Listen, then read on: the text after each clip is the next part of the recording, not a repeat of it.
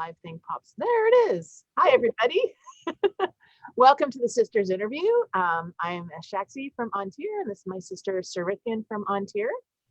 And tonight, our very special guest is Dame Brighid Ross, Pelican, Lion of Ontier, formerly of Ontier, now living in, I believe that's Atlantia. It is. So are you guys going to enter Crown this weekend? No, there's Or are only you there's only doing? 16 competitors in Crown. I saw that. Are you guys going to crew for Havord and Mary Grace? If they win, yes. We're not going to. There was only 80 people allowed to be at the event, so we're not going to the event. But we will be glued to the TV because hopefully they'll win, and then we'll get to meet all of Atlantia. Well, it's not a secret anymore, but I have money on Havord, so Havord. Well, no, I don't have anybody to bet against. I am faithfully rooting for him, though. Cool. So, yes. So normally we start these off with asking. Normally we're not starting off betting a crown, but No. super excited that Atlantia actually gets to happen. Yeah, somebody's having an event and it's super exciting. Yeah. Yes. So it's hard not to be excited and talk about that. But normally we ask our interviewee what their SCA origin story is. How did you find the SCA and what made you fall in love with it? Oh my gosh. So I was working at a nursing home in Paulsbo, and the nurse practitioner who I worked with said, there's this thing that I do. And in fact, one of the nurses was Erin, who was Queen of Ontier way back. Mm-hmm. I knew her. I met her just after she stepped down. And so Mimi said to me, there's this thing, we should go do this thing. And we went and call me Maria Von Trapp. I swear to God, I wish I had a picture. I wish. My very first garb was made out of the bed curtains from the nursing home. Awesome. They were getting rid of them. And there was Mimi and I pushing carts full of these bed curtains down the hall to load into her car so that we could make something that kind of resembled garb. And like I said, I wish I had a picture of it now. But I think I burned them all at some point because it was bad. What event was that? So the first ever event I went to was June Fair for a day. And then I went and I had a terrible experience. Like it made me so uncomfortable and shy. And if you don't believe I was shy, ask Andres Trumark. He will totally tell you. I didn't leave my camp for 5 years. I went to the SCA and never left camp because I was so shy about meeting people. Wow. Well, so what happened was this friend of mine had given me the Known World Handbook and I read it and I was excited and I thought, oh my gosh, this is cool. And I read most of it and I read bits and pieces and I got stuck on the part they said, well, what, if you name yourself, you should wait for a name, use your regular name. And then I had read the part that said everybody, all people are considered lords and ladies, blah, blah, blah. I didn't realize that there were titles. So this woman in garb asked me what my name was and I panicked and said, I guess Lady Carol. And she dressed me down for using the term lady. Oh. And I was devastated. So, so I hid for several years. But the next event I went to is the one that got me hooked. My ex-husband and I were married at the time, and we went to this event, and it was in Marysville at the strawberry farm. They were doing some sort of demo, and it was so demo-y that in one end was a little SCA group, and the other end were racing pigs. So. And the pig races were all on the loudspeakers. So we're hearing medieval music over here and pig racing announcements. It was really funny.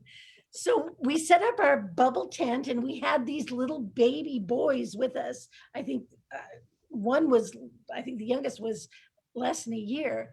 And this man came over and asked if we had any duct tape. And my ex-husband said, sure, and handed him some.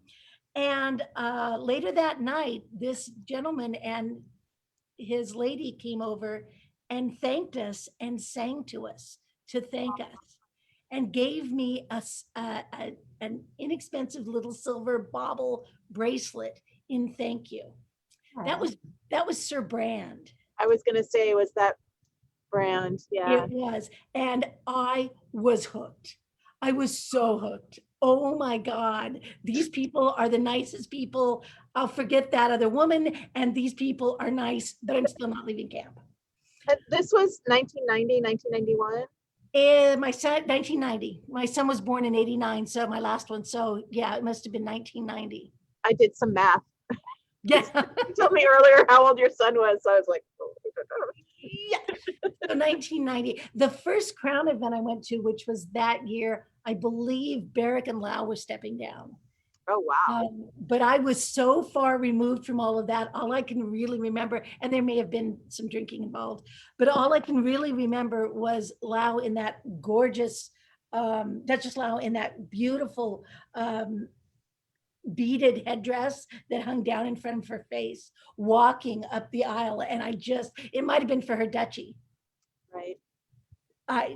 In retrospect, but all I can remember is being awestruck at how beautiful that was, and how when people cheered, it echoed off because that was in Estacada, and I can remember it echoing off the hills, and thinking that if I could do this for the rest of my life, I would be a happy camper.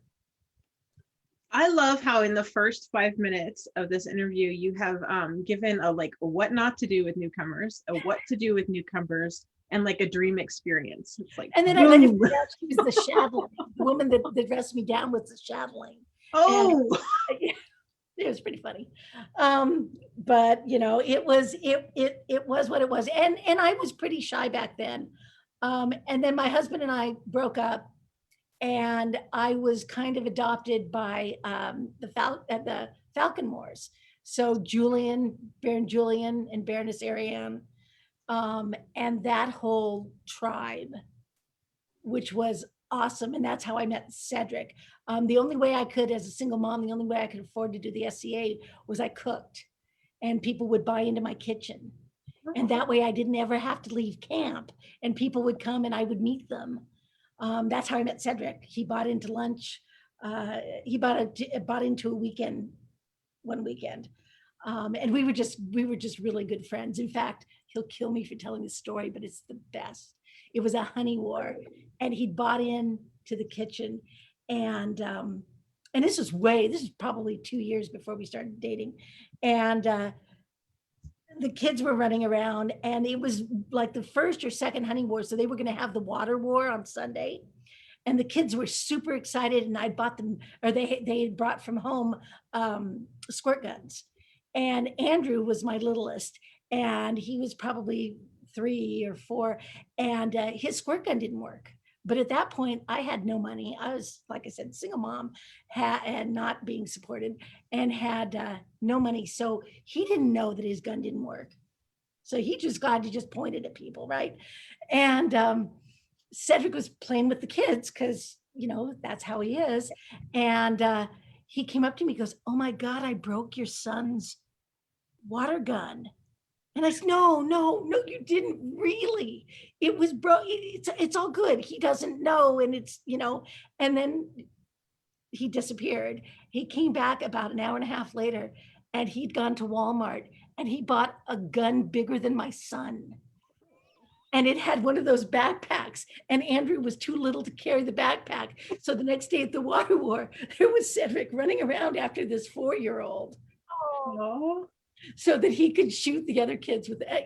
It was again a real comment on to me the community that was the SCA, and the community that was the Falconmores.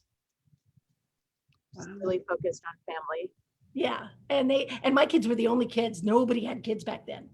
Nobody. Like I said, that was 29, 28 years ago, and I was super again, being really shy, I was super afraid that my kids would interfere with other people's activities. So I was a little strict, and I made sure that the kids were not, and people invited us to camp with them. So that was nice. Really nice. Yeah. Having kids in the SCA is really difficult if you don't have a tribe of people with other kids. Yeah. And even then, it's still challenging because there are just so many different things to navigate that are different when you're an adult without children than when you're a family unit. It's just very different. And then you hit teenagers, and you have to look at your teenage son and say, I don't care what anybody tells you, you're 15, and anybody that wants you to do anything that makes you uncomfortable, that's illegal. Oh yeah, we had to have those conversations too. I'm having those conversations with my kids now. Sam is now 17 and he's 5.5. Yeah, that's ridiculous. And he looks like an adult, but he's not quite yet, Right. So. Yep. And of our 4 kids, one plays all the time, and one wishes he could, and the other 2 are slightly allergic. Slightly allergic. My youngest son is super allergic, and our daughter is just like, eh.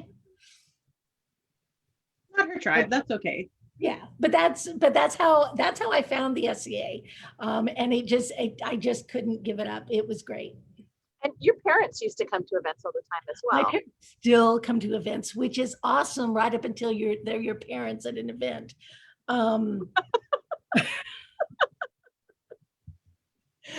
We only had one night that was really that was difficult. We were on Tier West War several years ago, and it was great. We were having so much fun. It was the night of the big underwear party, of Gwyneth and Ian's big underwear party that we were planning.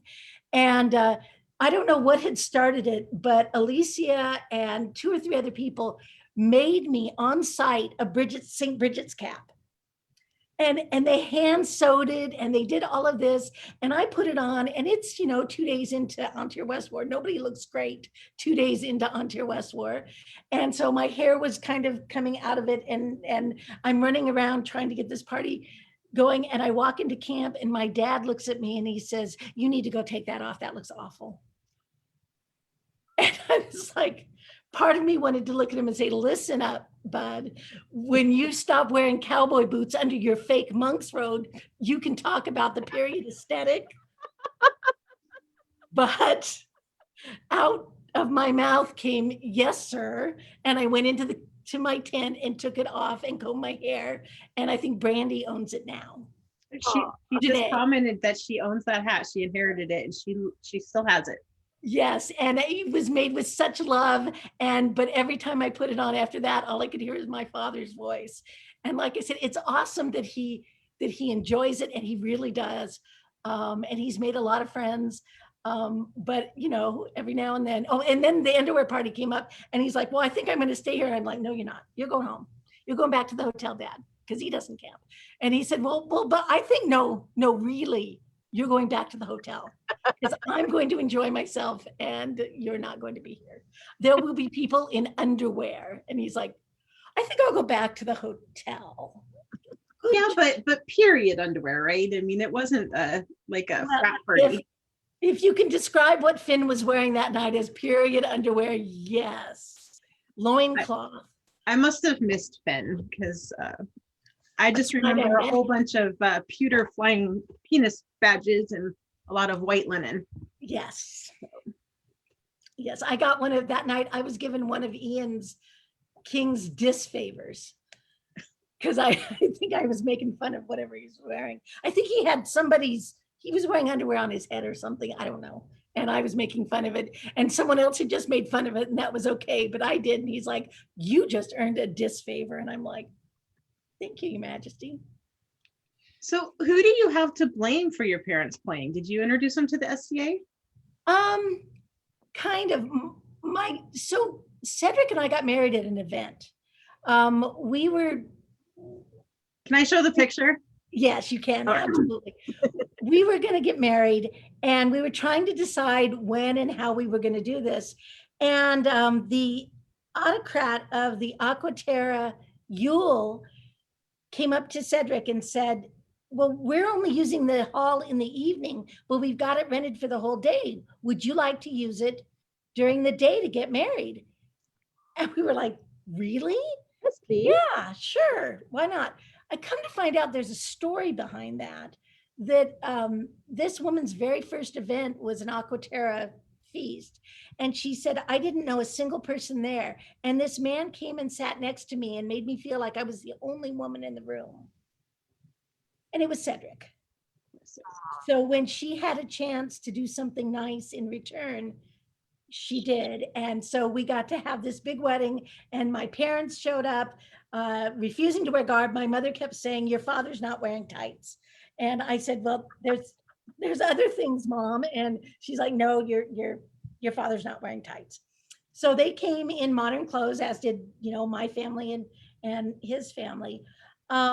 But after my mother passed away, my dad, and we were really close during that whole process. My dad and I talked every day when my mother was sick. And so afterwards, there was an event.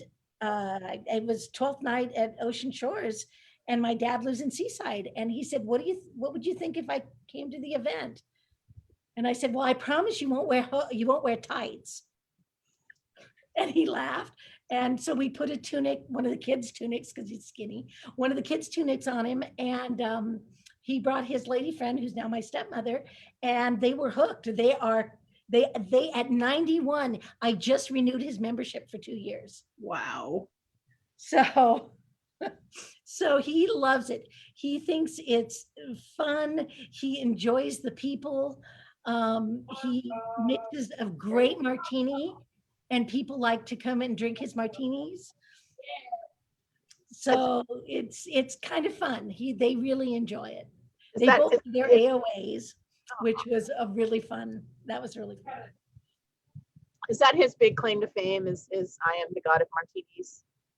No, right now, this sounds awful, but his favorite claim to fame is I'm Bridget's dad. And I have actually heard him use it. And I'm like, Dad, stop. One, it's not going to do you any good. And two, really, Dad. Well, So he's proud of you. He's awesome. He's fun. In fact, they're flying here next week. Yes, he and Marcella are going to fly here for a week. So it'll be fun to see him. Wow. Brandy wants to know, was the Ocean Shores event the one where you stepped up as Baron and Baroness? Yes, that was the first event he went to. Yes, that's a good. See, what would I do without her? She is really most of my brain.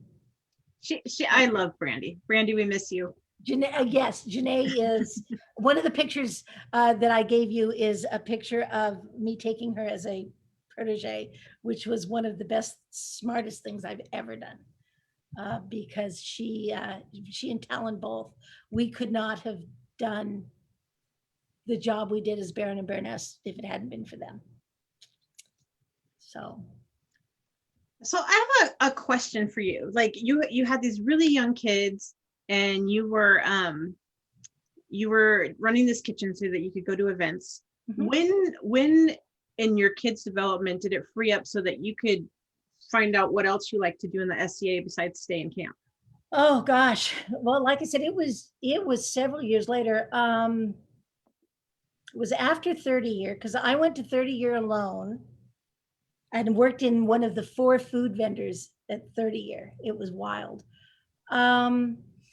So their dad finally started taking them for weekends as they got a little bit older. And that gave me a chance to go and explore more. And I will admit, I am blessed with 4 of the easiest kids in the world. They were really, were good hanging around camp. My youngest shot archery, so he was always either on the archery range with one of us, or if we could con one of the Beauclair or Falconmore people into being his person, they would sit out there, he'd sit on the archery range. So it was probably it was after we were married, because everything changed, when Cedric and I got married. I couldn't be shy anymore because it's just not possible. Have you met him? He's awesome. So, our youngest were 10 and 9 when we got married. So it was, and then Bree came off and on. She would be at her mom's on the weekends. And so we had, and then as they got to be teenagers, they were mostly trustworthy, and they could kind of, when they were 16, 17, they actually stayed at home, because my oldest was kind of, he kind of led the troops there, and he was great. So it was probably when they were 10, 11, 12 that I got to start doing things that I enjoyed. And then I met Callista, and she really inspired me to get involved and introduced me to people. And that's really where I started getting a chance to do the things and to feel useful. Was Callista your pelican? Did you have a pelican? She is, still is. She had such a huge, hope she's watching this. She had such a huge impact on my life.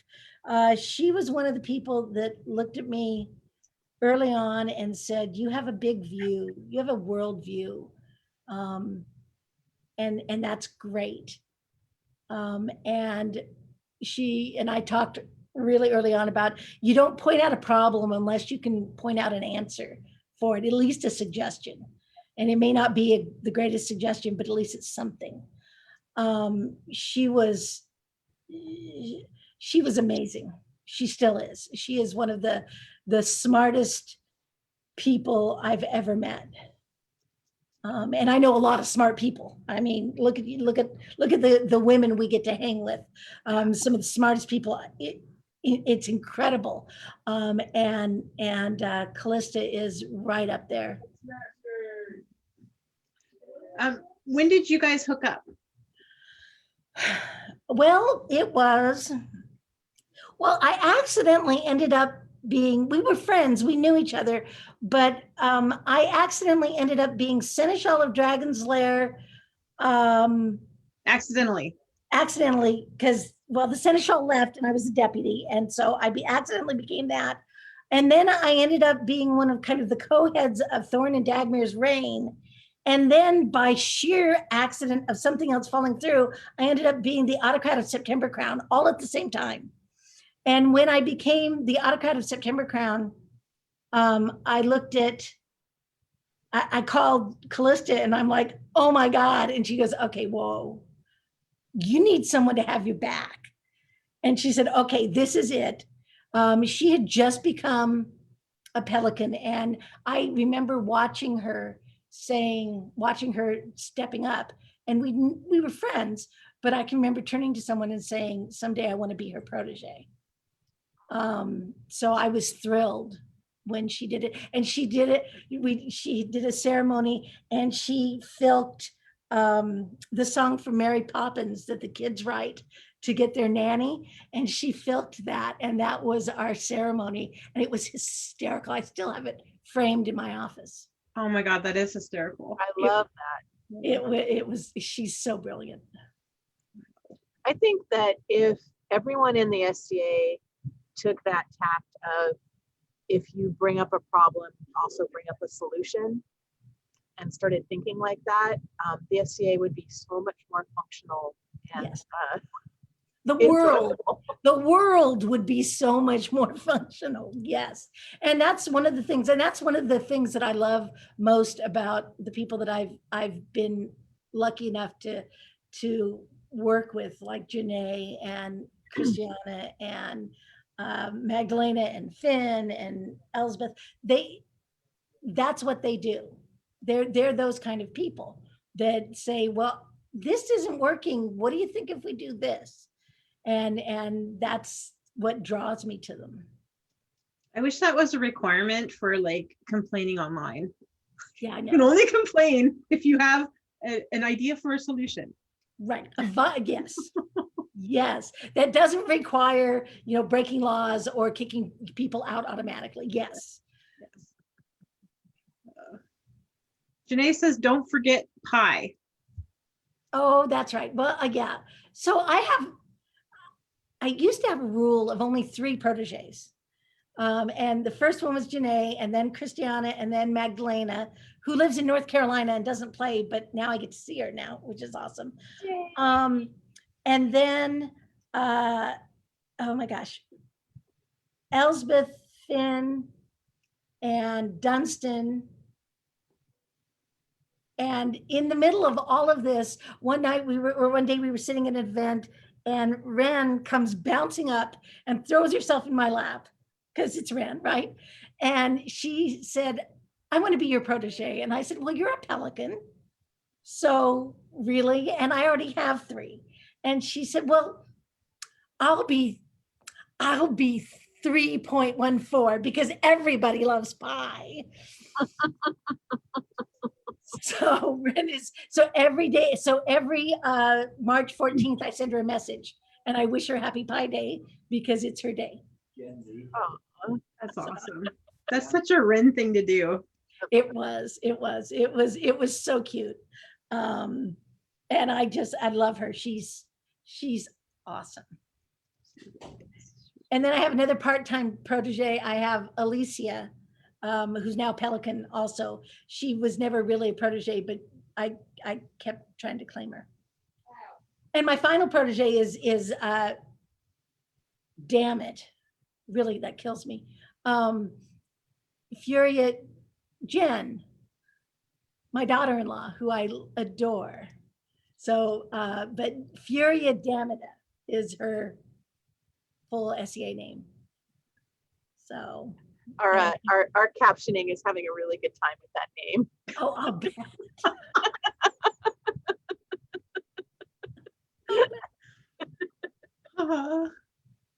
So how long after you and Cedric got married did you guys pick up the Baron and Baroness gig?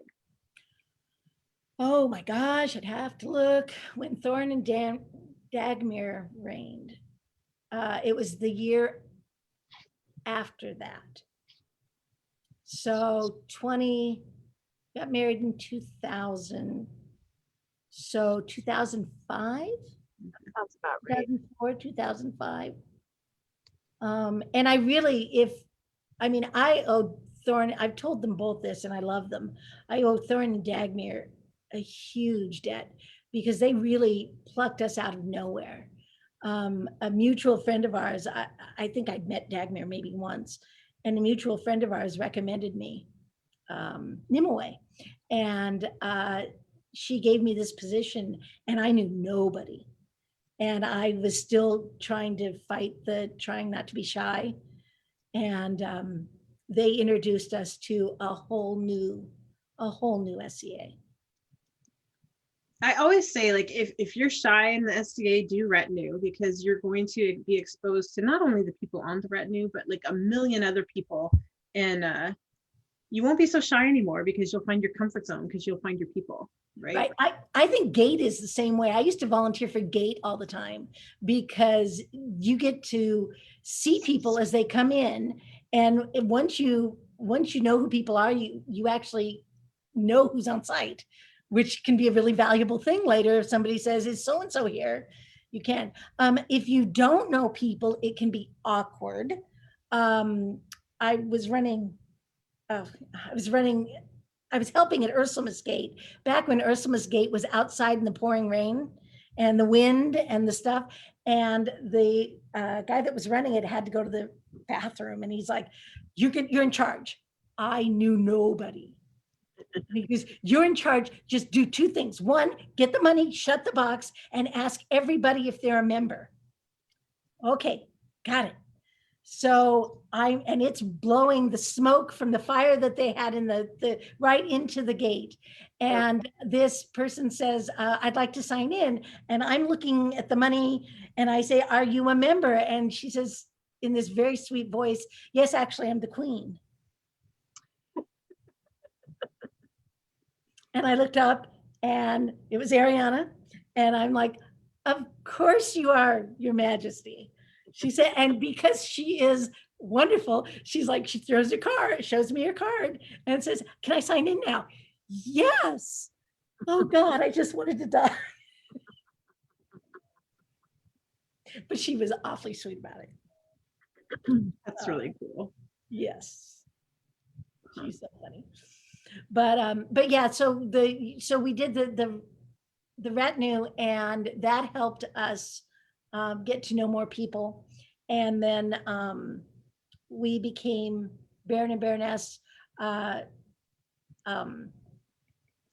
Anhard and Uther were the crown that picked us. In fact, that was such a long day. Oh my gosh. Then their court was so full that they bumped our step up to Sven and Signy's court, which was really very sweet of Sven and Signy too, because they had business too. But so that's when we, good picture of that too. Let me see if I can find it. oh yeah. Yeah, and right before, literally half hour before, because you know how 12th night courts go, right? Forever. And we kept thinking we were going to be soon, and then kept going. And we were sitting in front of Leoder and Jarl Wolf, and I don't know what got into Jarl Wolf, but he stuck a sword down my back and it slit my dress right before we were supposed to step up. Oh my gosh. And I panicked, and thank God Ellen Fraser is standing in the back of the room, and Ellen sewed my dress back at the back of this dress, my apron back up where Wolf had inadvertently sliced it open. There it is. There it is. All right. So we were all so young then. Oh my God.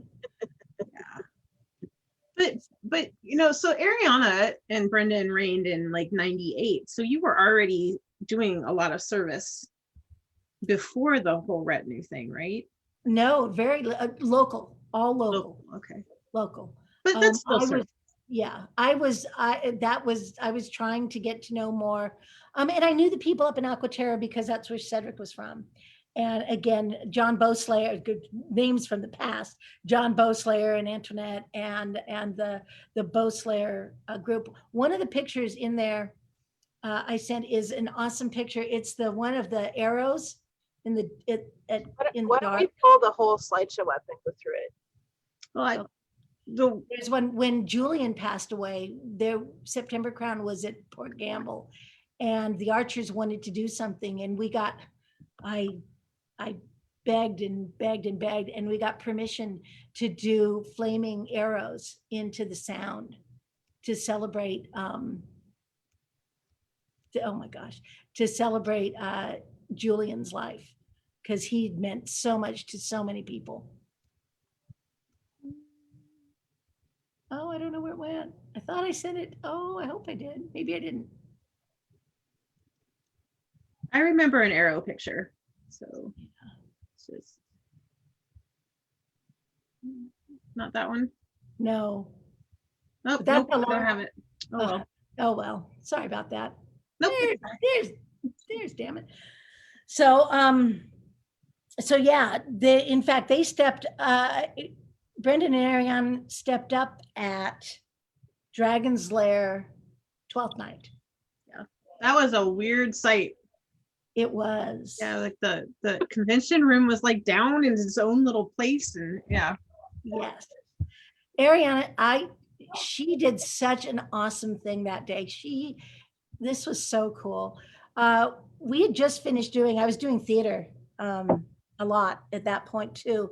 And we just finished a production of The Three Musketeers. And one of my dearest friends had played the Queen of France. And she made this beautiful late period dress. And she wore it to the event because there's a chance to wear this. Why would you not? And she looked gorgeous. And all of these people commented on it. And someone brought up a Laurel, who no longer lives in Ontario, and said, isn't this beautiful? And this woman looked at my friend whose first event and said, I suppose it's okay if you like costumes, and then turned around and walked away. And my friend was crushed. Like, I want to go. I want to leave. This is this, I can't. And I said, please don't leave. This isn't, I don't want you to leave like this. Yeah. And we went upstairs because they were getting ready for court. That was the one that I think Sven wasn't feeling good or something, and court kept getting pushed back a little bit.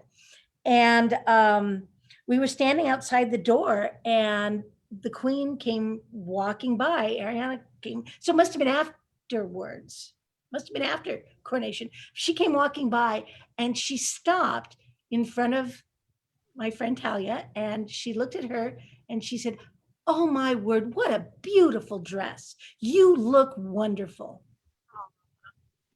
And then we both curtsied awkwardly, because that's where we were at, and she walked away. And it completely changed the event, and she still plays now.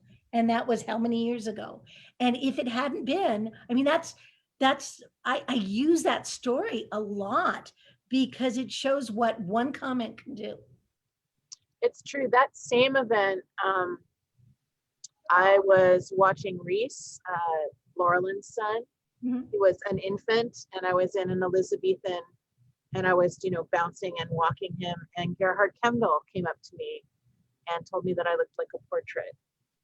Oh, And it was the sweetest thing. He was so, gracious about it.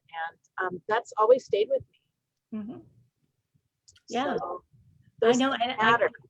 I try to think of that a lot, especially when I see people I don't recognize, is try to say something encouraging, because it really makes all the difference. Don't you have like a 4-word thing about whether you should talk or not? Isn't that you? Like, if it's true, if it's kind. Oh, no, but I've heard it, and I think it's Oh, I thought that was you. I could have sworn it was No. you. No, I'm the Bamo girl that I stole from Callista. No, I'm the Bamo person. No, What does but that that's a mean? brilliant. What is You BAMO? think about what you're going to. What's Bamo? Bamo is how you know something's an emergency. Callista came up with it years and years and years ago, and I teach it and I love it. It's blood, authorities on site, money missing, or other natural disasters based on the tree that fell on the tent, right?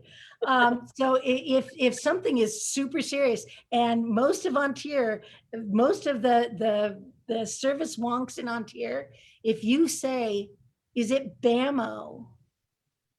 they'll know. In fact, we were June Fair, and we were doing when we were Baron and Baroness, we used to do at June Fair, we'd do spaghetti dinners for the volunteers, to thank them. And so Saturday night we had this big spaghetti dinner going, and it was lots of people, and there was a woman across the road, and I saw her, and I could tell that there was something wrong, and I couldn't figure out what was going on. And finally she yells across the highway, she goes, "I think it's BAMO." And literally everybody stopped and turned and looked at her, because we all knew what that meant. And we had just had this talk before June Fair about if something's an emergency. And it was an angry mob. And some drunk sailor had made advances to a girl in a belly dancing outfit that was 14. And her father was going to kill him. So Cedric and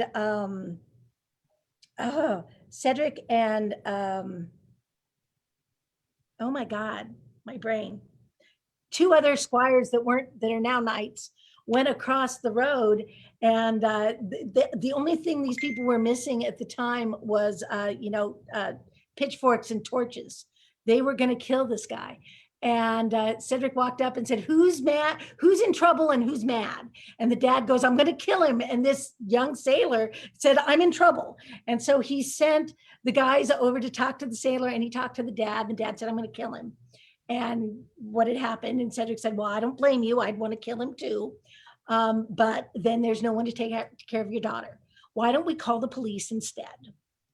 So they called the police, and the police just took the kid away because he was probably, if he was 21, you know, and but that's the great example of how Bama works, and it does like that. So, but I So, like the kinder thing too. I like that. yeah, yeah. So how long were you, how long did you sit as Baron of Baroness? We stayed for 5 years. We were done. Cedric was done. I'm not gonna lie. Cedric was done at the 5 years. In fact, he forgot to tell me that he was done, and he announced at June Fair that it was our last June Fair. And I was like, oh, All right then. okay. And all right. And then we stepped down with Miranda and Tiernan, and we wanted to do that because Tiernan and Miranda are who made me a pelican, and so that's always kind of your queen, the one that gives you the peerage. So we thought that was excellent timing to do that. And you were Pelled before you were Baroness? I was Pelled during, which was unusual. Yeah. It was unusual. Yeah, yes. So it was awesome. There's a picture, I think I sent it, I don't know, of Cedric dancing in the aisle afterwards. It was at September Crown, and I was working for Miranda. My job on her retinue was they would feed me the names of people that needed to be in court. And then my job was to go to their Baron and Baroness or their Seneschal and say, this person needs to be in court. And if they're not in court, then you need to be ready to stand up and move so that we can move court along. And so I was out running around, and I came up heading towards camp, and it was one of those September Crowns that was like 150 degrees. You know, it was really hot, and I'm running around in literally underwear, you know, a white tunic. That's Cedric dancing. Isn't that the best picture ever? he was so excited. Oh God, he's so funny. And then the picture of Kalja is during the offer. Find that One of my very favorite days in the SCA. That was a surreal day. But I come walking to go into camp, and Baron Rog comes walking out of, I think, a biffy, and he stops and he looks at me and he says, "You need to be in court." And I'm like, okay. And then he runs away. And I went in, I walked into camp, and I said, I maybe should put a dress on as opposed to just standing there in my underwear. So that's why I was, you know, dressed halfway decent when they did the offer. And I was gobsmacked. And Miranda asked me to stop and turn around and look, and the entire makes me cry. The entire crowd was standing. Aww. And Janae saved my life that day. Cedric took off to camp to start dinner, and it took Janae and I almost an hour to get to camp because so many people stopped to tell me how pleased they were. And it was so cool. It was affirming, and it was really humbling and awesome. And then that night, we went walking around, and Janae saved my life because everybody poured me a drink. Oh God, Kalja, I love that. If I didn't love her face anyway, that face is the best. Fantastic picture of her. Isn't that? Oh, pure God. joy. I just love her. But everybody kept pouring me drinks, and I would take one sip out of the drink, and I would hand the cup to Janae, and she would dump it. And then, so I did not have alcohol poisoning that night, because it would have been really probably a bad thing. One more reason why I owe her and why she's so wonderful. but that was one of the only day that really surpasses that. That was more fun than my step up, and I loved my step up. But the only day that surpassed that was the day that they put Cedric on vigil. That was the to me, that was the best day ever in the SEA. So When did you get elevated right away, or did you go on vigil? no, I went on vigil, and it was from September to January. Don't anybody ever do that. And I was Baroness, so everybody wanted to help. And we got to do some really cool stuff.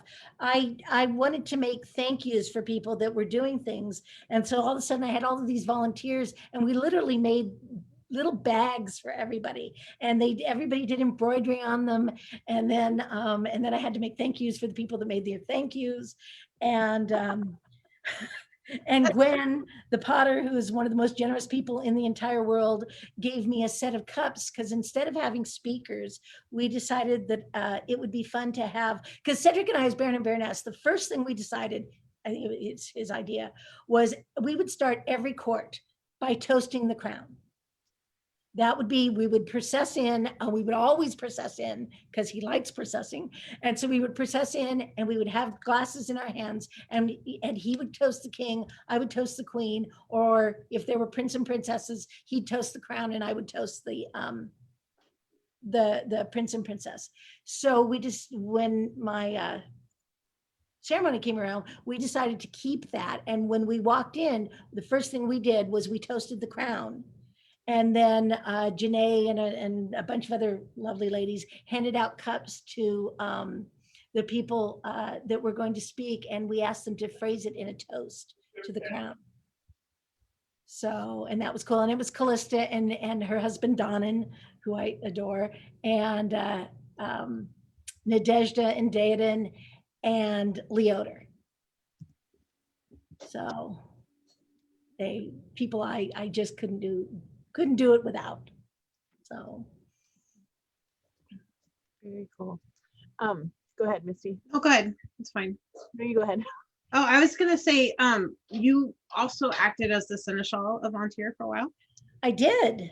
What brought you to that job?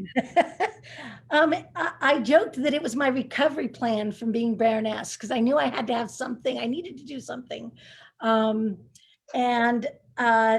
I was interested, and years before I had been told that I was too nice to be Kingdom Seneschal, and it was said with love, and it was probably right at the time. And so when I stepped down, I had told Leoder that I was interested in being a deputy, and I'd been Kingdom Events deputy by that time, but I was interested in someday doing this. And he had stepped down from the board and had stepped back up into Seneschal. And he said, okay, he said, work with me for a year, work under me for a year, and then you can apply for the job, and that will be great experience.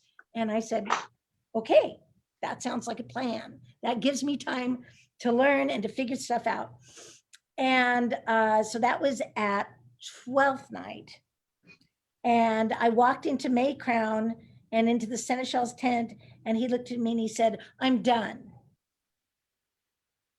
You're Seneschal now. I've talked to the Crown, and they're okay with that. And I did a lot of blinking. And I said, can I think about it? And he said, well, yeah, but you really don't have a choice. So I ran it by some people, and a lot of them were like, well, why would you want to do that? And blah, blah, blah. And oh, sucker, and all of this. And then I ran into Fiach. And I said it to Fiach, and he stopped and he looked at me with those beautiful eyes that man has. And he said, that is brilliant. I'm so happy for you. And I suddenly realized that that's okay. Yeah, that's what I want to do. Yeah. So, and at that point I was on retinue, and I was the royal nanny. So for till July, I was royal nanny and running the kingdom. It was fun. At events, it was hysterical. I was literally running meetings with Evelyn on my hip. Wow. Yeah. it was, and then my dad's like, well, why don't you just give her to someone else? And I'm like, I'm not going to give her away. Have you seen this child? She's gorgeous. Yeah, Right. beautiful kid. It's my baby. She had been my baby for 6 months. When they stepped down and I realized that I wouldn't be seeing her every weekend, there was kind of a period of mourning. I was like, oh, that's not okay. So, but then I got to step up as seneschal, and that was an adventure. I'm still the only Ontarian seneschal that's ever had political cartoons posted in the biffies. Whoa, talk about that. I can't talk a lot about it. I can't talk a lot about it, but I was dealing with, oh gosh, I was dealing with a situation, and it was fraught with emotion. And I went to an event, and someone came up to me and said, oh my God, don't go to the biffies. And I'm like, well, that's not going to work. Right. Right.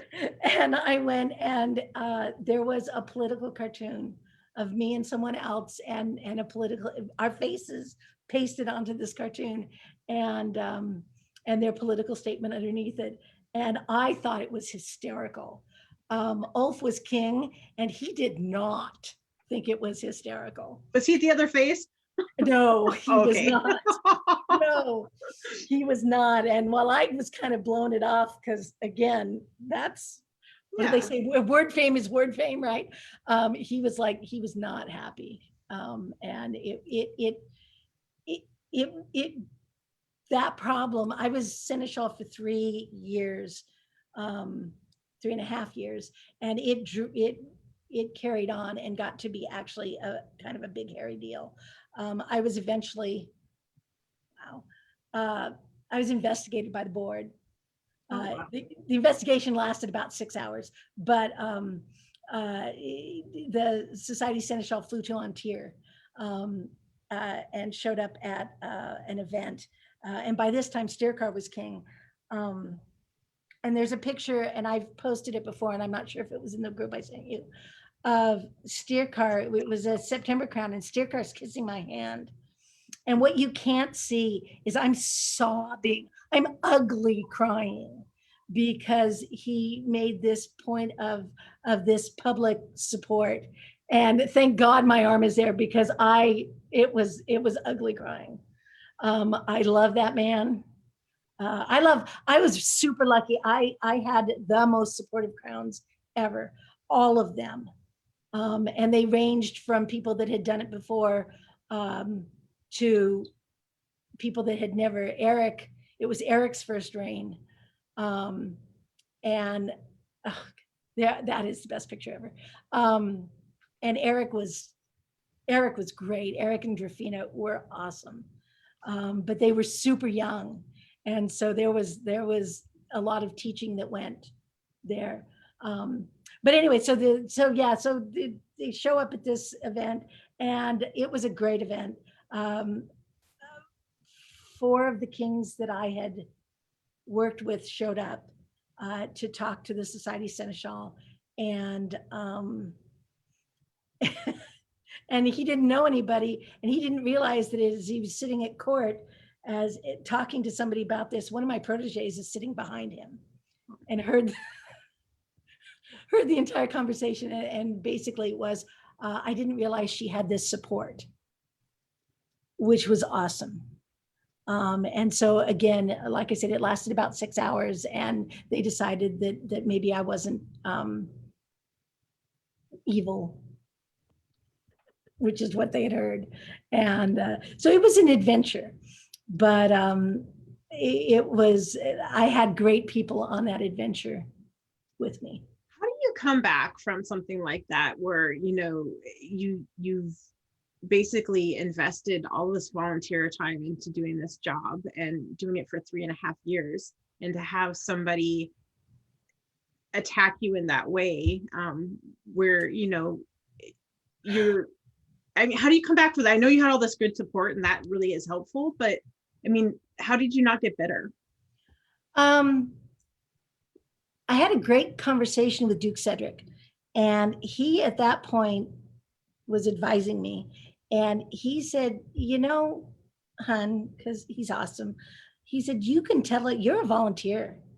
You can tell them all to fly, take a flying leap. He used more colorful language, but you can tell them to just bugger off.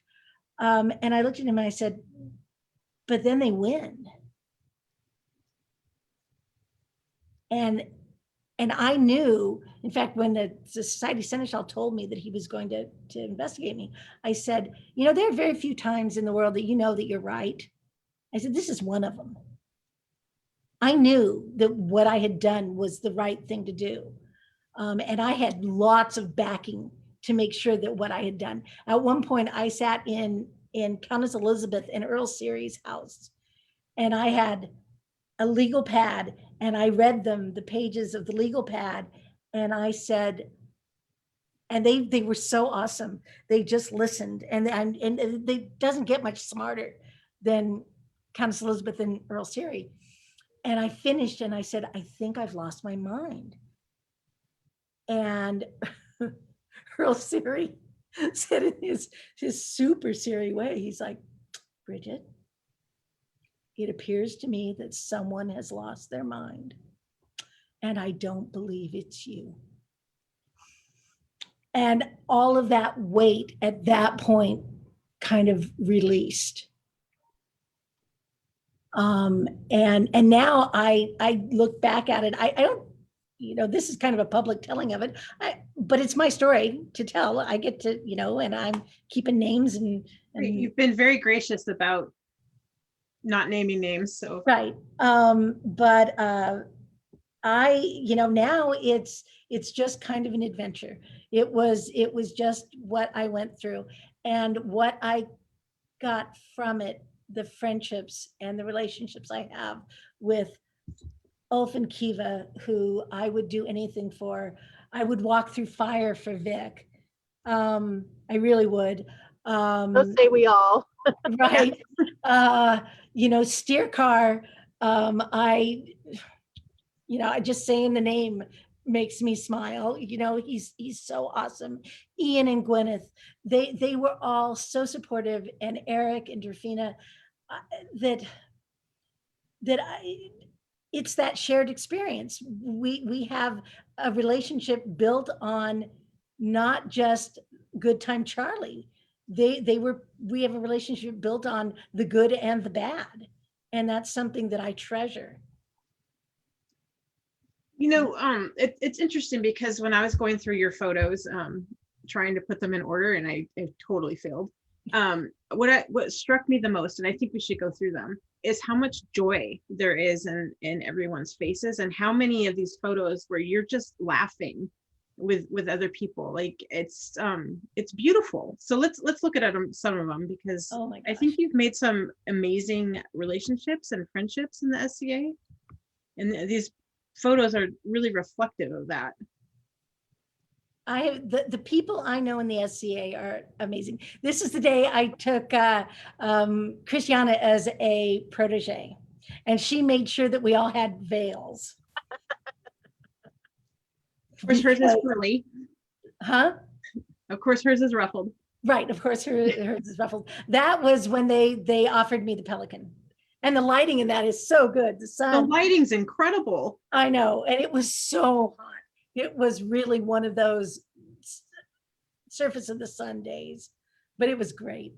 But I mean, this is one of those pictures, right? I look at your face, and it's relaxed, and it's just joy. Thank you. Yeah, it's very cool.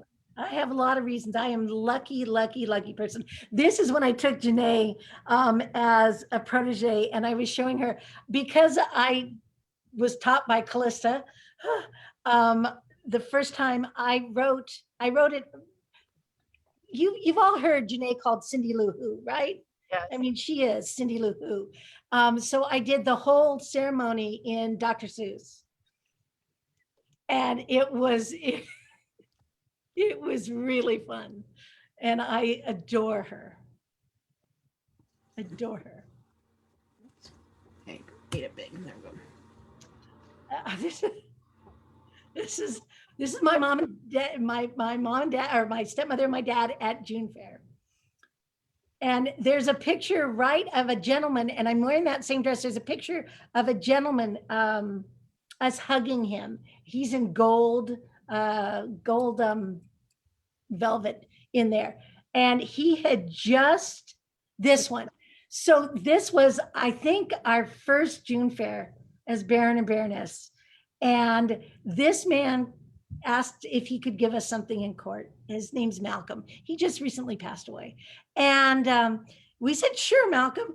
And in front of all of everyone at June Fair, and I think the Crown was there, Malcolm stood up and he said, I didn't vote for you, and I didn't think you'd be very good at this. But I think you've done a pretty darn good job, so I wanted to give you these. And it was hysterical. It was so funny, and we were so touched because he was so completely honest about it.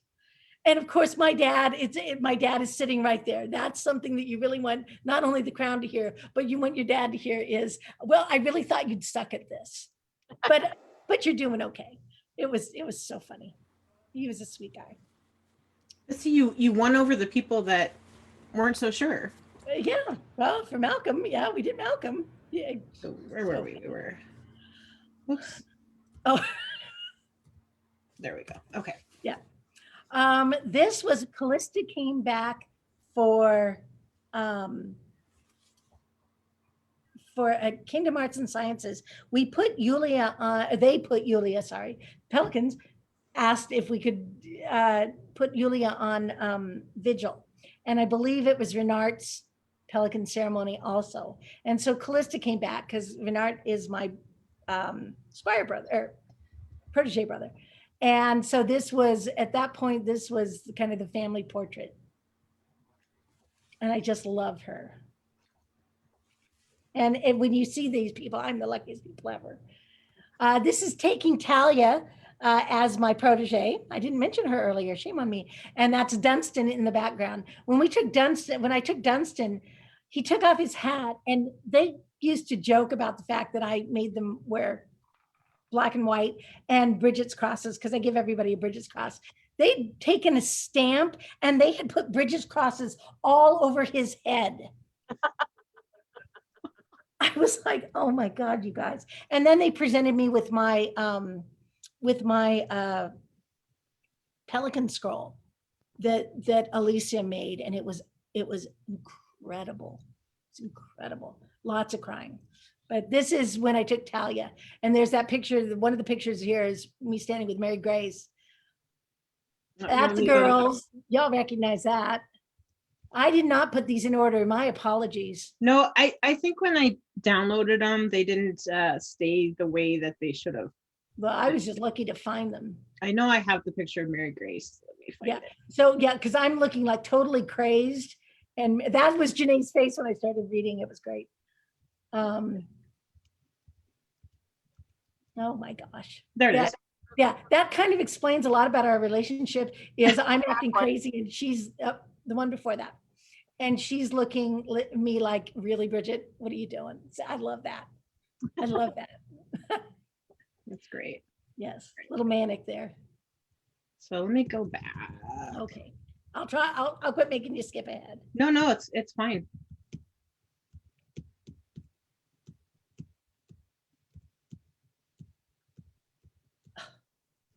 Okay, stop. There. Okay. Okay. All right. Making you dizzy? Yeah, let's go through them one by one. Okay. No more skipping. So this is, that's girls.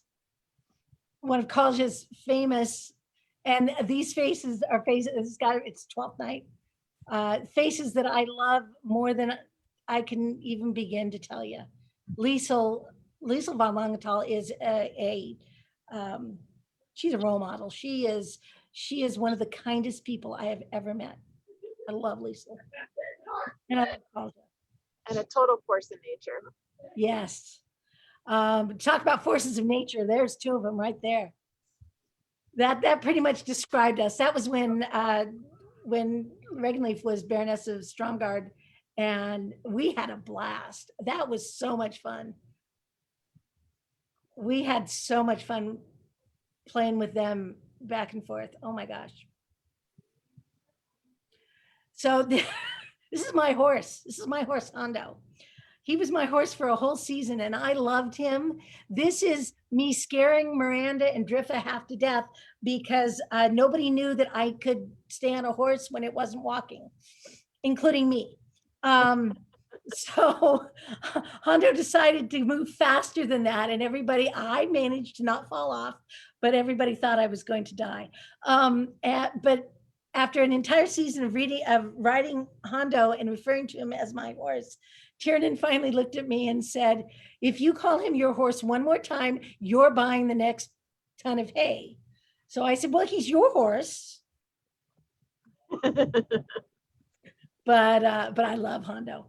And you don't look scared in the picture. No, it was so much fun. And that dress goes great along the back of the horse. It was mostly, I put on the Bronial circlet and it was mostly for photo ops, but that was fun. That was tons of fun. This was the best event ever. It was a Dragon's Lair Yule, and it was sunny and warm that morning when the Yule started, and this snowstorm came roaring in, 6 inches of snow during the event. And we were going to call it.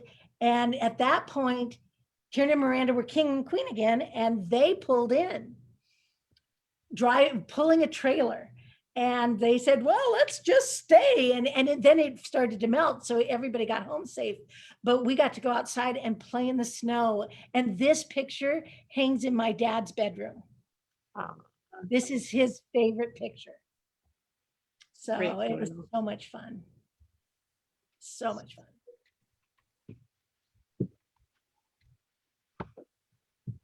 fun. This is me. I think Nita became our Bardic champion.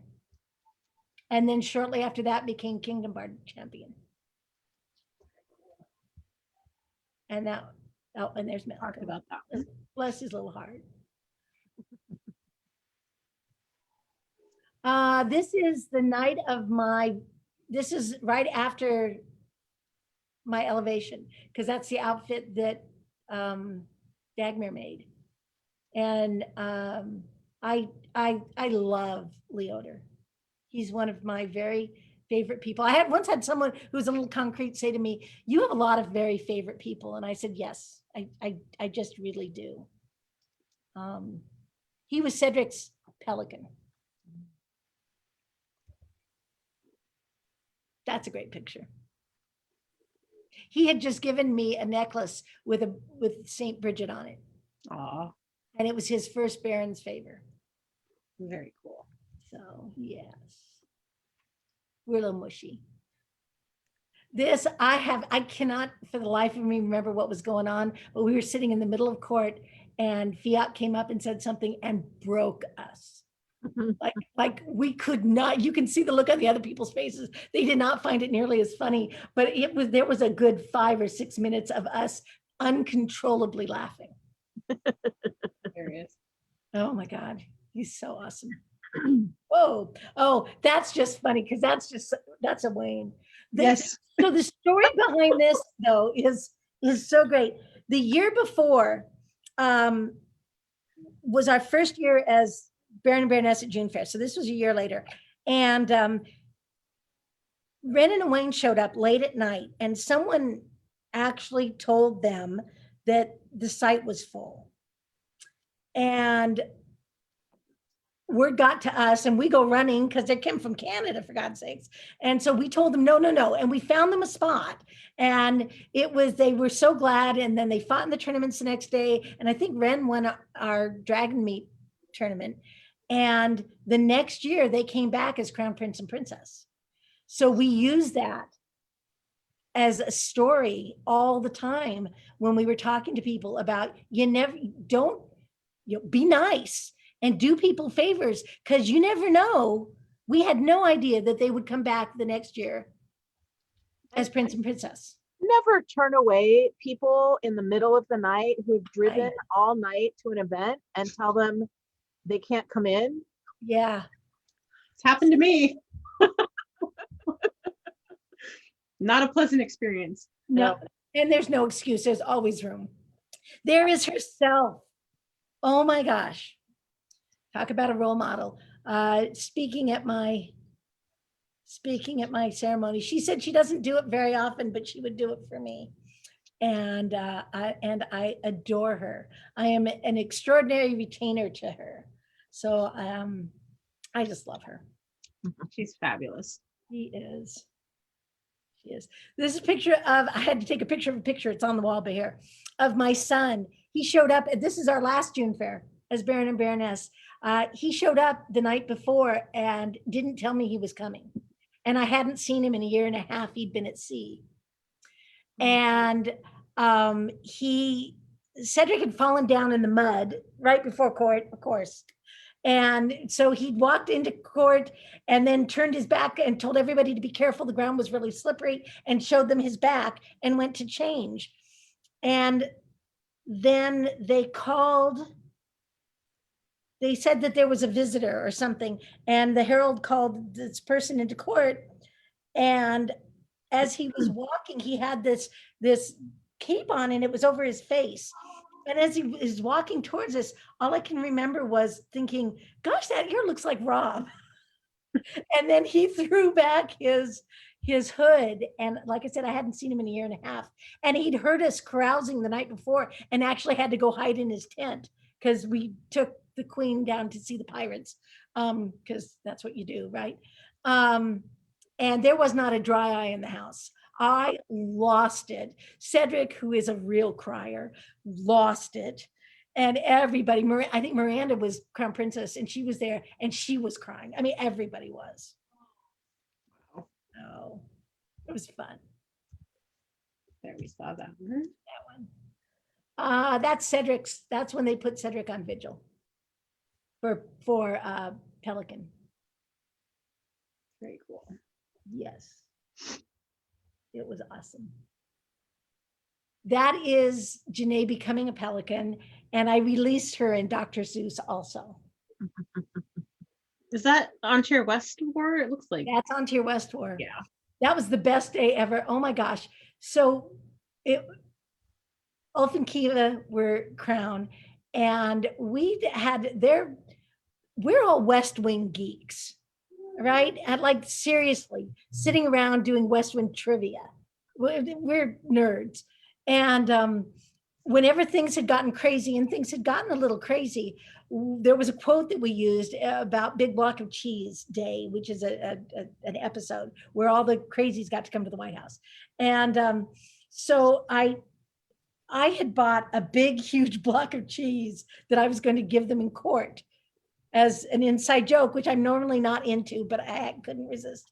And so they called me into court, and I gave them the big block of cheese, and there was, laughter.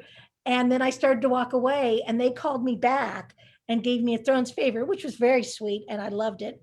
And then I started to walk away again, and they called me back, and they had a bigger block of cheese that they were giving me. And we ended up cutting it up and passing it out to everybody in court. But it was so obvious, people didn't know what the joke was, but it was so obvious that it had been turned on me that everybody got a good laugh out of it. So great. That was that day. And then it was Janae's Pelican ceremony, and it was awesome. So well deserved. She's got a little Vic on her shoulder there. That's what I was gonna say. There's a little Vic on her shoulder. He spoke for her. And who doesn't want a little Vic on your shoulder, right? Right? This is one of my favorite pictures ever. I got to fight at Ontario West War twice and Australia once. I got to do archery, and nobody told me how much fun that could possibly be. I was like, I can't believe they let you do this. Cedric was my shield, and he would point, and I would kill the person, or try my hardest to kill the person that he pointed at. And this is just, this I actually have in my office at work because I love this picture so much. It means so much to me.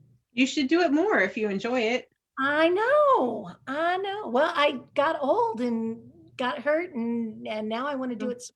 I still have all my armor. I ended up lending out my armor to some of his squires And I finally got it back. Gonna say that's never a good thing. Right, I know, but they're cute and they're nice.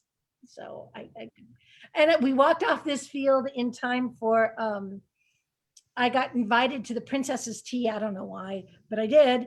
And I go running to get there, change my clothes, go running in, and Janae is serving at it, of course. And she looks at me, she says, "Would you like some tea or would you like some tea?" And I'm like, "Oh, well, I guess I'll take some tea," not realizing that no water after getting off the field, and it was margaritas. She has my back most of the time. Sounds like a recipe for a headache to me. It was a recipe for a good time. This picture, we could not have been successful at Baron and Baroness if it had not been for Rotius. I love him like a brother. I really do. The number of times we sat in our living room, all three of us yelling because we couldn't agree about what to do. And then by the end of the night, we'd come to some agreement and everybody was great. But he was a joy to work with. I adore him. I adore him too. I think he's one of those people that isn't like a big shiny package, but he packs a huge punch. Like he's just so genuine and gives 100% of himself all the time. And so talented. Yes. And he hides that. He doesn't think he is.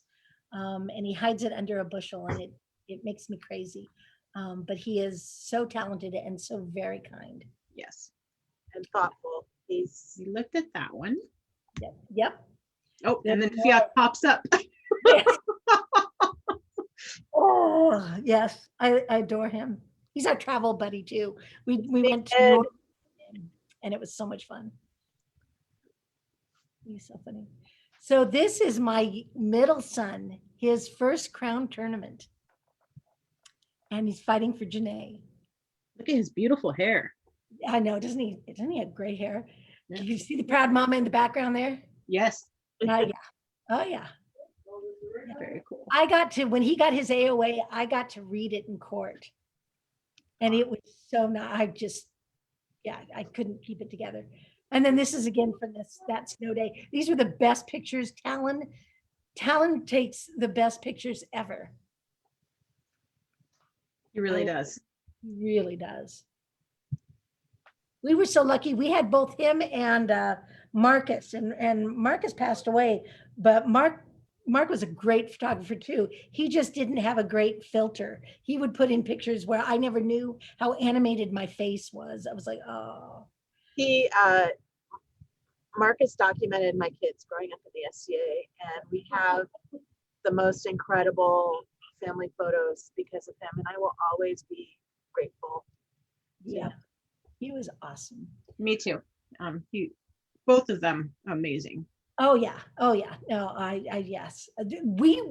I think we probably had the most documented tenure as Baron and Baroness of any time ever, because we had so much talent behind those lenses, and they were so unobtrusive about it too. It was just amazing. I love this picture. I was supposed to have had a little girl at some point in my life, and that's what it was supposed to have. Little girl with curly hair. And I ended up with all the boys. I finally got Brianna when she was about 9. But really, so this is I love this picture. And plus Evelyn was one of the most exquisite babies I've ever seen. She really, her eyes and then her little rosebud lips, yes, child. Yes, she was my baby girl. I like to watch her fight youth combat. Yes. Oh man. John and Alina Wolfston. John was Cedric's 3rd knight. And they made a huge impact on us in the SCA. If you want to point to people to be like, John and Alina are those people. 100%. besides being devastatingly funny. Alina was, I've described Alina over the years as the angel on the top of the Christmas tree that went really bad. Because she just is this angelic looking person, and she has the most wicked sense of humor I have ever, and we know some funny people, and Alina is right up there, boy. She is there. There have been times that John's had to come and check on us because we've lost it so poorly and just not been able to get it back together. But I love them. The day they put Cedric on vigil, they told me they were going to do it. Their majesties did. And I'm like, stop talking. I can't keep a secret. Why would you tell me that? And excuse my language, it's a quote because it was so cute. Eric took me by the face and he says, because I'm afraid you lose your. And I'm like, okay, fair enough. So I had to get back to camp, and this is in the morning. And we go into camp. And Alina, I walk up to John and Alina, and I looked at them and I said, I know. And John said, you know what? And I'm like, John, I know. And he tries to play dumb, and Alina hit him and said, she just knows. Fine, we're going to walk. And so she walks into camp with me, and there's Cedric in the tent, and he can't find the good pants, the new fighting pants I made, because they're going to do this at processional. And he's putting on the ones with the holes in them. And I'm like, change your pants. Where are the new ones? He goes, oh, I don't know. I don't think I brought them. I said, they're in your box. Find them.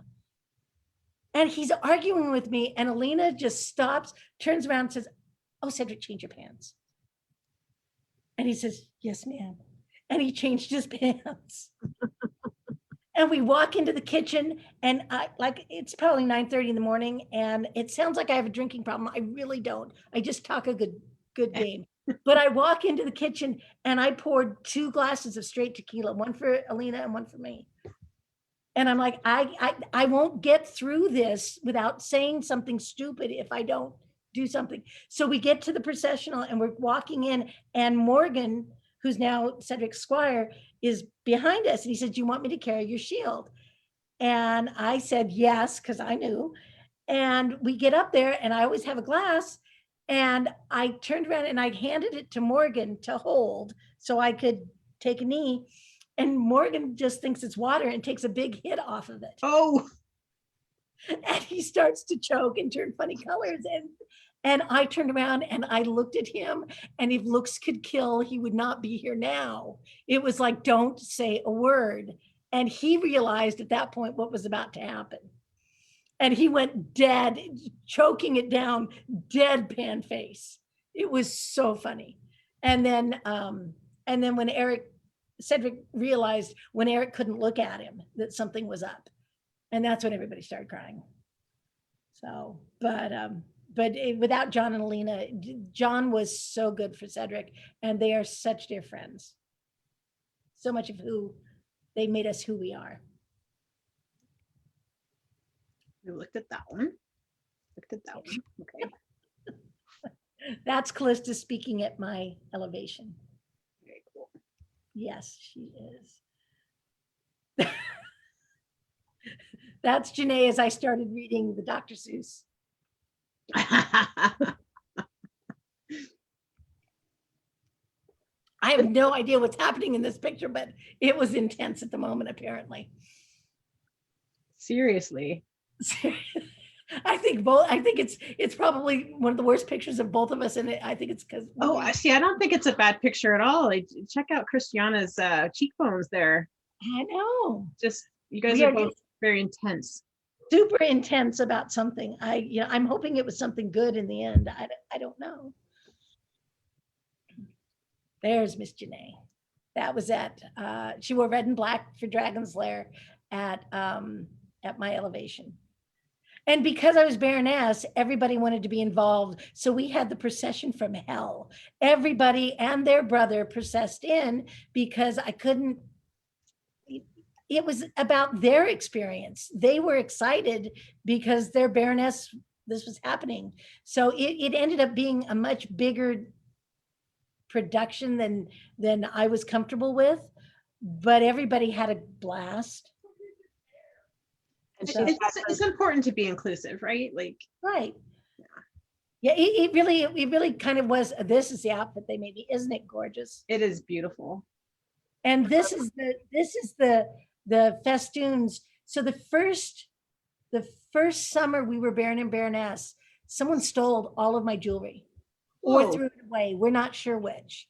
It was at an event. People were helping us get stuff to the car, and it never made it to the car. And I was going to go to 12th night with nothing. And Cedric got a hold of everyone and told them what happened. And I walked into 12th night with borrowed brooches and nothing, and walked out with that, with all of that stuff. Signy as Queen gifted me some. Vic made the brooches. And everybody that I ran into handed me a strand of beads. It was so amazing. I love the chicken brooch. Well, yes, that's a thing. Tell the story behind that. Yeah, Oh. and I'll stop sharing for a minute so you can tell the story. So the chicken thing, it's not just me, it's me and Laurelyn, and that's good company to be in. For the longest time, well, it started when I ended up doing all of those jobs at the same time. Raul, who has a fun sense of humor, got it into his head that I was ADD. And there was a t-shirt that said, I don't have ADD. I don't know why people say I have ADD. Look, there's a chicken. And that started it. People started giving me chickens. And then at some point you become a victim or you embrace. So I embraced the chicken. And then Laurelyn and I were talking one day about the whole chicken thing. And she came up with, and we expanded on the fact that everyone chases chickens, and it's okay to chase chickens, but choose your chickens, chase your chickens. If there's somebody else's chickens, let them chase it. Right. So that became the question. And Janae said she even used it at school one time. She looked at somebody and said, is that really your chicken? And that's a good question to ask is if you're worked up about something, is that your chicken? Or now they say, is that your monkey? It's the same thing. So that's where the chickens came from. And I have chickens. I have a lot of chickens. And we say it all the time. That's not my chicken. Not my chicken. Not my chicken. It's not my Yep. chicken. And that's where the chickens came from. And I do love them. I have culled them down through the move. Now they have to be really special chickens. But I have embraced the chicken. It's what it is. I'll go back to sharing so we can.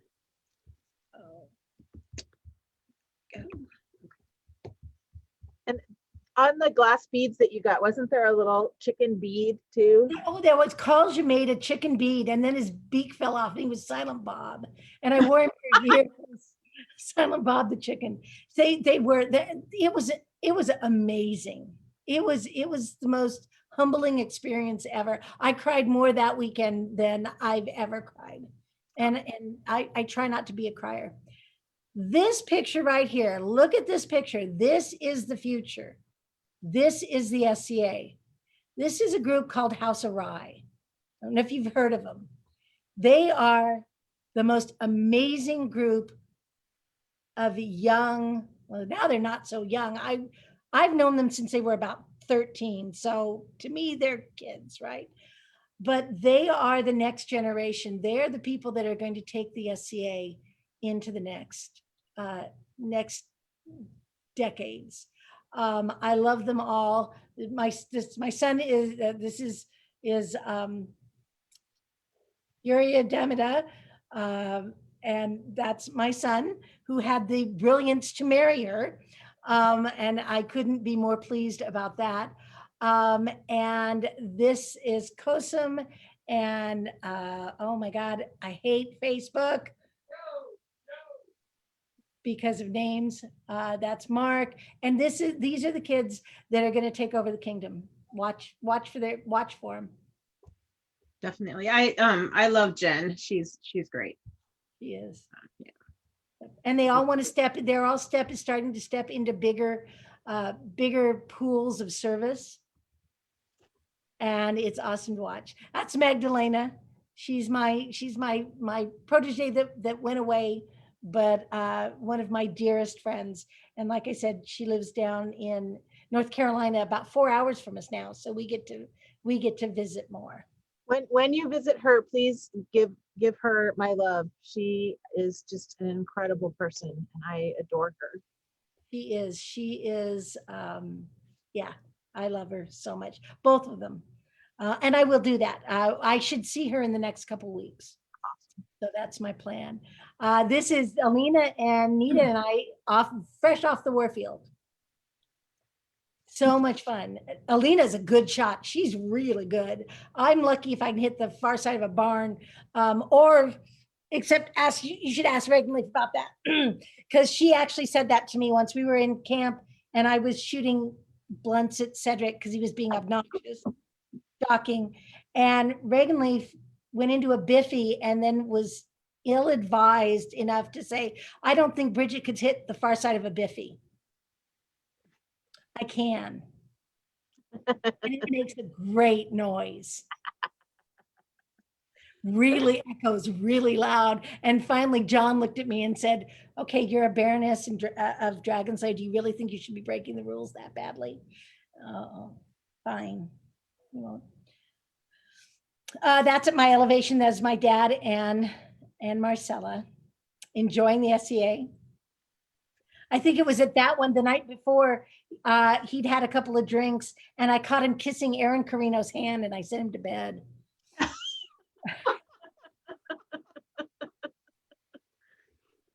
He was bowing and kissing Aaron's hand and commenting on Aaron's dress. And I'm like, okay, you need to go to bed now. He's like, but I'm having fun. No, good night, Dad. It's time. So, and there's Renard, my protege brother, been through thick and thin, cracks me up. He's awesome. Oh, this is where we really learned how hard it was to be crowned. When Cedric and Elizabeth, their second reign, we were on their retinue and we went to a bunch of events with them. They were 2 event dayers and we tried to keep up with them 2 or 3 weekends to help them out. And we didn't realize how really hard that was until we did that with them. And they were. Didn't they like go to Grand Thing and Eagles in one weekend? Yeah, yes, and then they traveled, and Tiernan and Miranda used to do it too. They traveled from, I think this one they did Madrona and then Aquaterra all in one day, and we're still dancing. She forced Cedric to dance, which was awesome because really they're very similar. The 2 Cedrics, they have a similar sense of humor. That's how long I've known Andres. Andres was the first person I met in the SCA. He taught my ex-husband how to shoot archery. So look at how small CC is there. I know, and she's driving now. Really? Really? Look at the light in that picture. Yep, that's more of that the day they put me on vigil. I know every now and then we get lucky. It's that sunset light. And again, this is probably Talon. I'd be willing to bet money that that's Talon's picture. That is hilarious. That crazy. And there I am with my girl. Okay, and my poor kids, they ask me, I'll look at them, I'll say, who's my favorite child? And they all sigh and say, Jen. Go, yeah. So I skipped one picture. I'm going to go back to it because I want to talk about you getting your lion. Oh.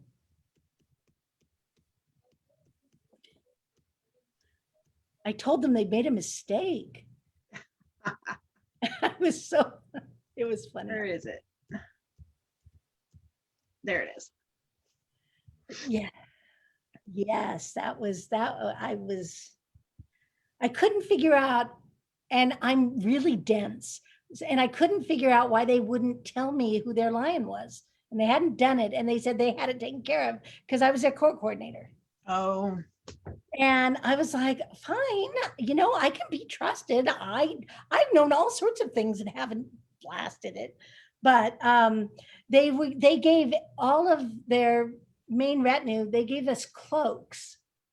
And they gave Talon one and Janae one, and then they gave Cedric one. And they opened this up, and I'm like, you can't use that. I actually probably said that. And she looked at me and she started to laugh, and then they started to read it and I started to cry, and I realized what was going on. But it was so very kind of them. And uh, it's, Misty, it's a real surreal experience, isn't it? Oh, definitely. Definitely. I can remember when that Lachlan got his, and he walked out of a biffy, and I was walking by and I said something. I said, "Hey, Lion," and he started to cry. And he said, I don't understand. And I said, you'll never understand. It's, this is something you have to let go of, because you are that to those people. That's who you are. And that's your burden now. And that's just, it's hard to understand and it's hard to accept. But it's you can't question it, because it's how they felt. And it took me a long time to come to terms with it. And I still will choke up when they read lions during a ceremony. I can't get, I cry through it, because it's so it's so awe-inspiring, and then so surreal and so humbling. So Looking at it from the other side, though, it is such a beautiful experience to see people that you look up to get recognized. Both Aranius and Atthias, I think those were the last two. I was just like, if I had a choice, like if it was my decision, right, boom, both of those guys, so it's just kind of cool, though. Like I have to agree, it's very surreal when you're on the other end of it, but the people know why, like, right, like so yeah, it is. I mean, when you hear the names, and even before, when I never ever would have thought, you hear those names and yeah. And when Fiach received his, it was like, of course, there was no doubt in anyone's mind. And the same with Lachlan, and the same with Arontius and Laurel, and although Dragon's Lair will sink under the number of lions in Dragon's Lair. Oh my God. It's so crazy. But it's awesome. When Countess Elizabeth, that I can remember jumping up and down and just squealing, because it made so much sense. Well, it doesn't surprise me that Dragon's Lair is as lion heavy, because you guys over there work so well as a team, and you lead by example with service, that there's just such a great culture over there of serving and making people feel welcome, and I don't know, a community, over there.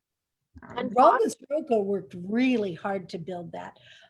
We had when they were doing one of the pollings, they asked us all to speak. And one of the things that people don't realize, because it's been so long, Dragon's Lair was a hot mess for years and years, like a really hot mess, like almost got busted back to Shire.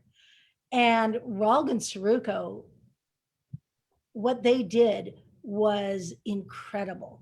The stability that they brought to Dragon's Lair, the giving everyone a chance, and not holding grudges, and letting all of that bad feeling just go. And it set us up to be able to be successful, because Dragon's Lair was a good place to start growing those people at that point. And it's because really they slogged through and they did all of the hard work, especially Sirocco, who was having health issues at the time too.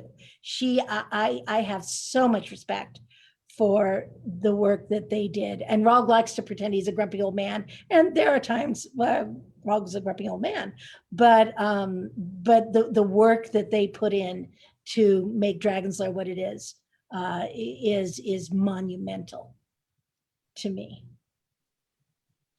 It really is. Well, that's true. I do remember Laurelyn was the regent over there for a while, right? Yep. Yeah. And a couple of times because things fell apart. So, there were a lot of bad feelings and there was a lot of drama, and Rog and Saruko's job was to make that drama go away. And they did it phenomenally. Just phenomenally. Dragon's Lair now, I think one of the really strong parts about the Barony is that you do foster new people, or they do, because you're not there anymore. But well, I'm always still kind of there. We still have a house there. We'll be back. They're really good at growing new talent and passing the baton. And that is not something that happens in every Barony. Right. So that's I think it's important that people do that. Yeah. And that's where I think when I talk about this House of Rye, that's they're giving them that chance now. And it's going to keep going. So yeah. Without that, the SCA dies. Right. So right. And again, like I said, those kids, most of those kids have been playing since they were 16, 17 years old. So I remember when they were finally old enough to drink, they put in a long day setting up, and we drove by and dropped a case of beer off in their camp when they were all 21 to say thank you for their help, because at 20, not a lot of 21-year-old kids will put in full 2 and 3 days of nothing but work. And this group does it. They're amazing. Just amazing. Love them all. And they all call me mom. So it's awesome. So how are you feeling now? good. Well, you guys are so easy to talk to. You guys are doing such a phenomenal job with this. These interviews that you're doing has really made such a difference to so many people and kept so many people connected, that and for those of us that have wandered far, I've been able to catch them on replay, and it feels like home. And I thank you guys so much for doing this, ladies, excuse me, for doing this, because it's phenomenal service. It really is. It's been very fulfilling and rewarding for us as well. So it's a win all the way around. And you get to talk to some really cool people. Right? Seriously. Amazing. Oh my gosh. And you've spawned other shows, which is really, that's spin-offs. Yeah. So I know the pandemic has sort of made it so that nobody can really play, and you moved to a new kingdom during the pandemic. But do you have any plans there to like be a mover and a shaker, or are you going to sort of take a step back and relax a little bit? Well, we'll see what happens this weekend. Yeah, this weekend. So I would like to, I'd like to stick my feet in, see what it's like, meet the new people. Like I said, we haven't met, I think we've met a guy that fights, because Cedric and Havork have had another guy that they've been fighting with. But I'm looking forward. Oh, and I met the Queen of Trimaris, who was bombing through and knows Mary Grace, because everyone knows Mary Grace. Said we should do the Kevin Bacon thing. It should be 6 degrees of Mary Grace, or 3 degrees. But I'm looking forward to starting to meet people. Cedric's kind of enjoyed the more money we have, because we're not spending it on the SCA. But he's also, he goes and fights with Havork, and then kind of Jones is a little bit about that. So that's our plan. I'd eventually like to have him fight in one more crown before he's too old to fight. But he will kill me for that. Hey, Cedric, you could have put your name in for this weekend. No. Anyway, Yeah, actually, because I did move. I moved our when we realized that we were moving. I changed our address, so we've actually been here a year. Who knows? It'll be fun. It'll be fun. It'll be fun to meet new people and see different things. I like to think that we'll never be too old to fight. So Right. I think that's really good. Excellent. You I will say tell that, him but there's that clock. Tick tock, tick tock, tick tock. It's just the recovery just takes a little bit longer. And I'll rub his ankles. I told him that I'll rub your ankles if they hurt. So if my knees didn't crack every time I took the stairs, I would say I still feel 20, but they do. A lie. oh yeah. I know. I just turned older. And yeah. No, everybody knows. I just had my last year. I turned 60 and Mary Grace and the boys went to Vegas to celebrate that because it was a struggle. That's one of the few times I really had a struggle turning an age. And they made it a lot easier to do that. I didn't care as much when we were in Vegas. But I want to meet new people because it'll be fun. Although I'm battling that whole shyness thing now because I've known people for so long, and I've been blessed with a large social group of terribly intelligent women and men, and Olin, who I have the most dysfunctional relationship with. I love him so much. And he teases me unmercifully. He and Bane, without them. At one point, I looked at the total definition of our relationship was they were giving me a bad time about something. And I was standing at a table and I said, I don't have to stand here and take this. And then I sat down. I'm like, oh, that's Stockholm syndrome. Oh man. But I've been so lucky to have so many friends and people that I care about that it's a little daunting to try to do that and try to meet new people. I really like that you said, all these really smart men and women and Olin. I love him. I really do. What's not to love? But there's so much to love. No, actually, right in the middle, and I will always say this, I owe him and Bane a huge debt of gratitude.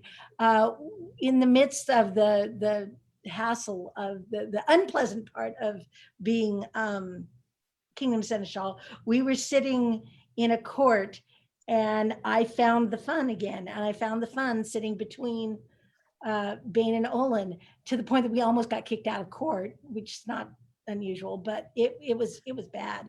And we laughed so hard that I was literally leaning against them because I couldn't sit up straight because I was laughing so hard. So, and it was something I desperately needed at the time. So I adore them. I adore them both, and we do. Kettle, one of Cedric's squires, when he was new to the SCA, and he went to his first 12th night, and we walked in a room, and they were there, and they just busting on me because it's what we do, and we walked out of there, and poor Kettle was like, "Oh my God, what was that?" I'm like, "Those are my friends." He says, "I've never seen you like that." Well, yeah, well, that's what it's like. So, but I love them. So it'll be interesting to meet new people, and I will finally get to Pensick. That is one of the things why we're here. Once things are up and running again, I'll finally get to Pensick because it's Mecca and everybody needs to go once. So I can wear the little cap and say I've been to Pensick. And the road trip is actually like doable from where you are now. Right, except that we really didn't bring our tent. And then Cedric sold the truck. So I don't know, because the weather here is much more four-wheel drive friendly. So he got rid of the truck. So we only have a wee little tent now. So we'll have to figure out how we're gonna do that. And you can drive down to Gulf Wars too. Yes, we can. And then go to New Orleans. Yes. That's our plan. Whoever, let me phrase it this way, whoever wins Atlantean Crown this weekend will be crowned at Gulf Wars in March. So that will be fun to go down. Maybe will they be crowned at Golf Wars in March and Golf Wars in October? Will they get to go to two? They technically, yes, if the one in October can happen. Who knows what they're going to be doing. Although back here in the East, they have been really up on getting those vaccinations taken care of. I've had mine, and I still get emails all the time saying, you can get your vaccination. Well, yeah, thank you. But they've really been pushing it on the East Coast. So, They are here too.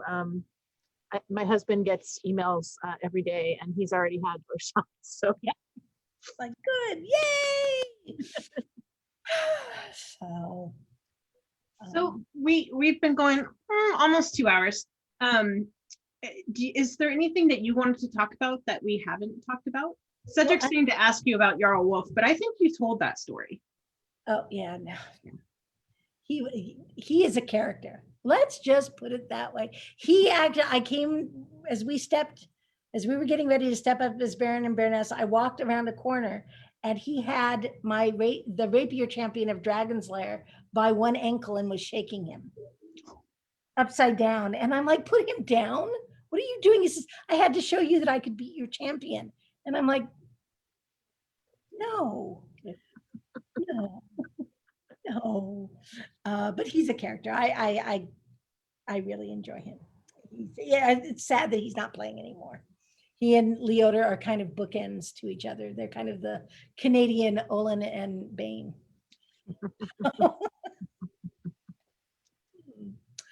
So, no, other than, like I said, thanking you gals for what you're doing, because this is just great stuff. So I want to tell everyone, all of our watchers in Atlanta, to give you some love and invite you in, and you won't regret it. Yep, accept you as one of their own. Aww. I'm sure with Mary Grace by your side, you won't have any problem. No, we figure we'll get to meet some people. So Cedric works a lot of weekends, so I may be doing some traveling on my own, which will be good for me, and I can just do that a little bit. You'll have to say hi to Heinrich too, because he's down there. All right, I will. I will. So, all right. Well, it is midnight, and I do have to go to work tomorrow. Okay. So we're just going to end with what's coming up next week, and we'll do that really quick. On Sunday, I'm having Duke Sven Randallson on Leveling Up to teach how to put shoe covers on modern shoes to give them a period aesthetic. And then I can tell you, you're doing a Branch of Laurels with Sigrid Brian's daughter, who is a nullbinder, among many other things, and has traveled the world checking out tons of artifacts in tons of museums. And I'm expecting quite a slideshow from her. So that's going to be really cool. And then next week, the sisters interview will be on Thursday, so we can accommodate Duke Steercar's work schedule. And we're going to have Duke Steercar on Thursday, and we're going to talk to him, and he's a crowd favorite, so it should be a lot of fun. So thank you so much, Brighid, for talking to us. And I know it's so late out there, and we just really appreciate it. It's awesome. Thank you. You guys made this so not awful, and it was really fun. Take care, and thanks everyone for joining us. We'll see you next time. Thanks so much. Bye-bye. Bye.